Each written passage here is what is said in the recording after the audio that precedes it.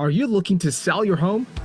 Assessing your property's condition and making the necessary repairs before putting it on the market will allow you to accomplish the sale within your targeted time frame and boost your home's value. That's where a pre-listing home inspection comes in.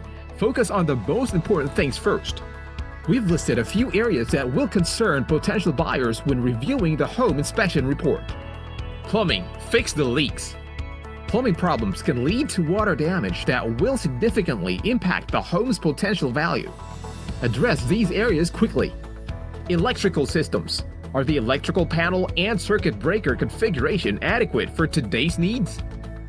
The inspector will determine if there are issues. Roof. Deteriorated roof coverings are among the first things that will draw the potential home buyer's attention. Roof issues are expensive and on the top of a buyer's focus. Health concerns. Indications of moisture or mold are a big health concern, and you likely won't get your target offer if present. Be sure to address the source of the problem. Please note that while plumbing, the electrical systems, roof, and health issues are primary areas for concern, they are not the only areas worth your attention. Before listing your home, be sure your home is in marketable selling condition.